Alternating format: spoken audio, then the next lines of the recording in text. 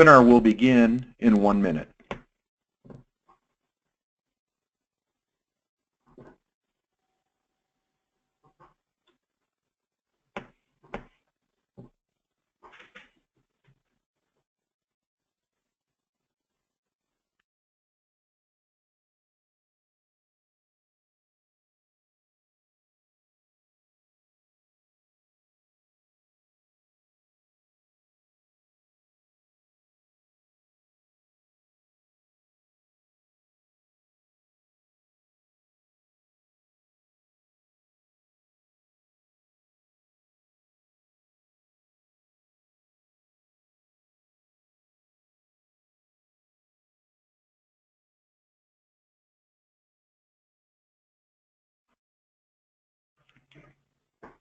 Welcome everyone. We are pleased that you have joined us for today's webinar titled What Every Financial Professional Needs to Know About Trusts, Part 1. The webinar will last approximately 15 minutes, and at the end you will be given an opportunity to receive supporting materials by email, free of charge to you. You will also be told how you may email questions related to today's content to the presenter. Today's presenter is Jennifer Lawler. Jennifer joined the Advanced Underwriting team in October of 2014. Before joining the team, she spent 6 years working for a tax and estate planning group. While there, she worked extensively on tax return preparation, estate planning, and she assisted clients with their tax needs. Jennifer will draw on her legal, life insurance, and practical experience for today's webinar. And here she is. Jennifer? Thanks, Linus.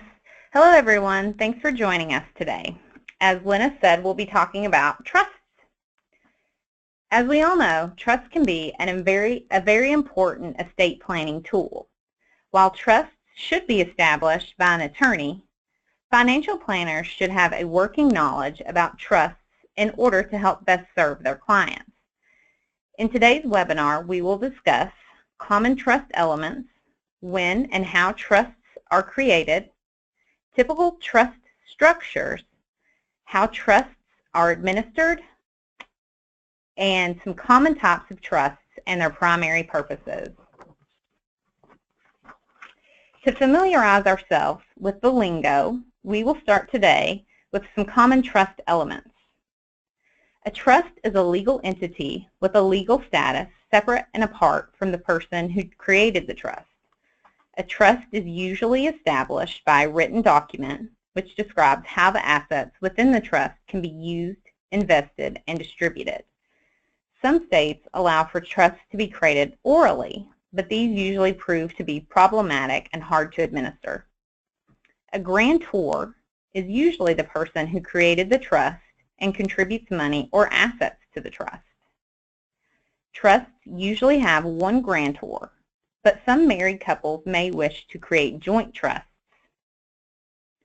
The trustee is the person or entity charged with making sure the trust rules are followed. The trustee holds legal title to the trust's assets. The trustee must act in a fiduciary capacity for the benefit of the trust beneficiaries. There may be one trustee or more than one co-trustees.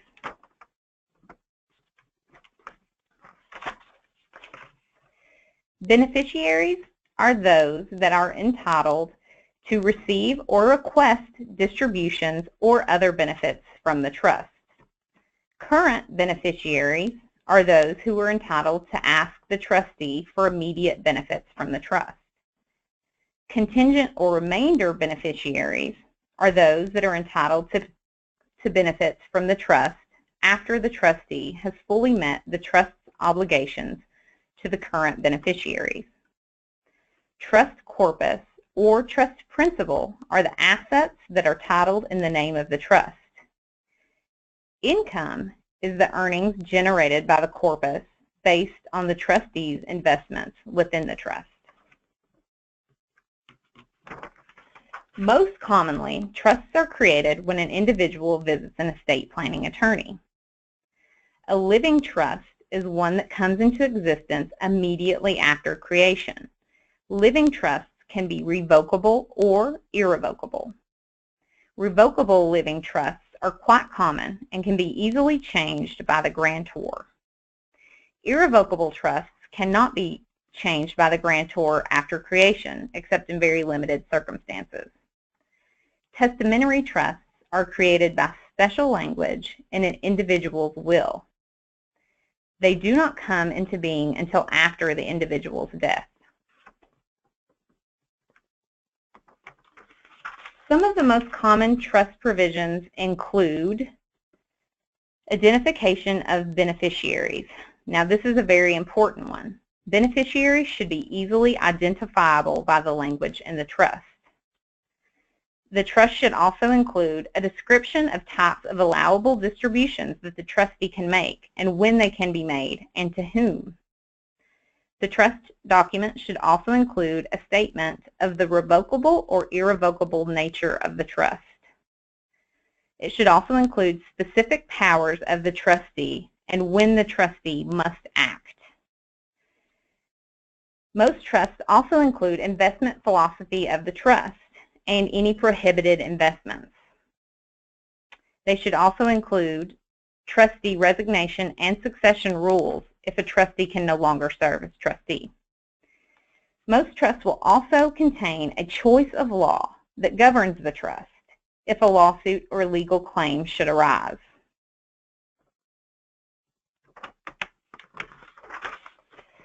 The trustee's duty is to follow the rules set forth in the trust document and to administer the trust's assets for the benefit of the trustee's beneficiaries.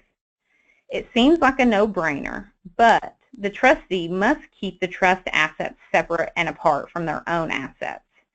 The trustee cannot use trust assets for personal use unless the trust permits otherwise. The trustee may be responsible for investing the assets within a trust in order to conserve and build value. The trustee should keep good records for both accounting purposes and for the benefit of beneficiaries. The trustee has an obligation to provide regular information about the trust, its investments, expenses, and distributions to the trust beneficiaries. The trust may contain reporting requirements that the trustee is obligated to adhere to. Some trusts have mandatory distribution language, while others may provide discretionary authority to the trustee to make distributions. The trust may provide rules on how to decide whether or not a discretionary distribution should be made. Some may provide no guidance at all for discretionary distributions, besides noting that they can be made. If a trust tax return is needed, the trustee must arrange for its completion. One of the most important tasks when creating a trust is picking the best trustee for the trust. Trustees can be responsible family members, a trusted friend, an attorney or CPA, or even an institution such as a bank or a trust company. There are pros and cons to each option. Professional trustees are less likely to get involved in family conflicts or drama. Professional trustees can be easier to deal with than a non-professional trustee when conflicts do arise. Professional trustees may be more objective than non-professional trustees because of their professional capacity, they are more likely to handle tasks in a timely manner. And maybe most importantly, a professional trustee is less likely to be grappling with the grief of losing a loved one. The major disadvantage to using a professional trustee is the cost associated with the management of the trust. Non-professional trustees have their own lists of advantages and disadvantages. Non-professional trustees are less likely to charge a fee to administer the trust, or will do so at a much lower rate. A non-professional trustee may have a better understanding of the family's dynamics and thus be better suited to making hard decisions. A non-professional trustee does run the risk of ruining relationships if they fail to do what the beneficiaries want. And if a non-professional trustee makes a major mistake, they will be less likely to be able to repay the trust. And finally, because a non-professional trustee does not administer trusts every day, they may fall behind in performing important tasks. Now we're going to talk about some common types of trusts and what they do. Testamentary trusts to protect minor children are created by special language in the grantor's will. The trust provides temporary supervision of money intended for the benefit of a minor. But these types of trusts can last long past the age of majority. Revocable living trusts spring into existence immediately upon creation of the trust documents. These types of trusts are commonly used to help the grantor avoid probate. The grantor transfers assets that would normally be subject to the probate process to the trust prior to death for administration after the grantor's death. It is very common for the grantor of a revocable living trust to be the trustee during their lifetime.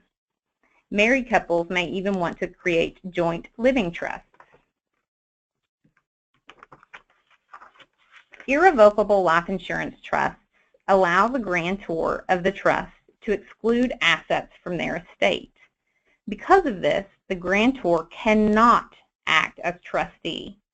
If the grantor has control of the assets, they will not be excluded from the grantor's estate.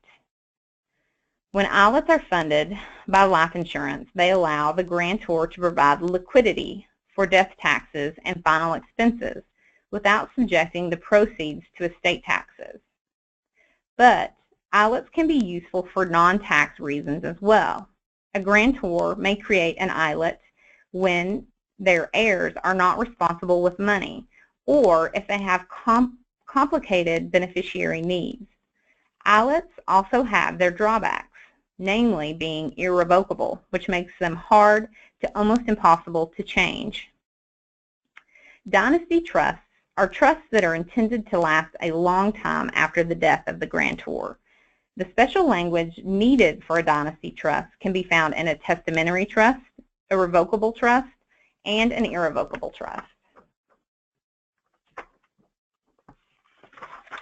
Asset protection trusts are used by individuals to shield assets from creditors.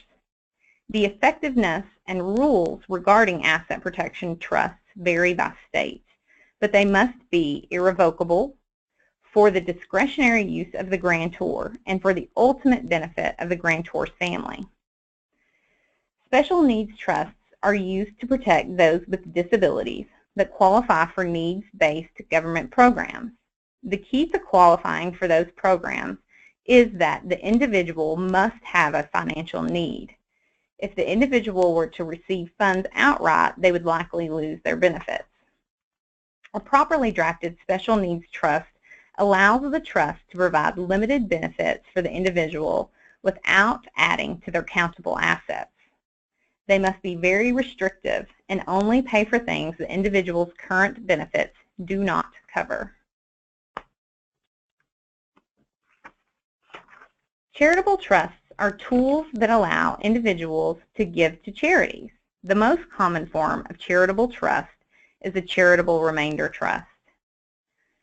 In a charitable remainder trust, the donor donates assets to the trust and then receives an income stream from the trust for their lifetime or a set number of years. After the donor's death, the remainder left in the trust is given to charity.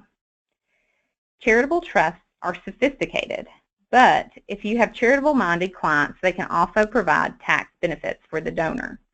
When the assets are given to the trust and then sold, they do not generate capital gains, which can allow a donor to sell highly appreciated assets without creating capital gains tax. The donor receives an immediate tax deduction equal to the value of the donation minus the present value of the income stream. After the donor's death, her estate receives an estate tax deduction for the value of the charitable remainder interest that goes to the charity. Hopefully today's discussion has been an informative one. We talked about some of the fundamentals of a trust and the importance of picking a good trustee and what that trustee's responsibilities are, as well as some common types of trusts and their common uses. But we've only scratched the surface. Join us next month for part 2 of what every financial planner needs to know about trusts, when we'll discuss trust taxation, common myths and misconceptions associated with trusts, and the role of life insurance and annuities in trust planning. Thanks for joining us today. Thanks, Jennifer, and thanks again to all of you for joining us today. As a reminder, if you would like to receive supporting materials related to today's webinar, feel welcome to email us at asktheexpert@advancedunderwriting.com. That's asktheexpert, all one word, at advancedunderwriting.com. You may also email questions related to today's webinar.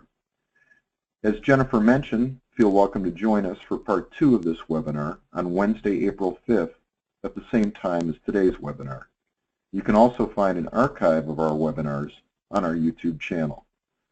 Finally, for more information about the services that Advanced Underwriting Consultants offers, including phone consultation and newsletter licensing, feel welcome to contact us at 615-224-1291. That's 615-224-1291.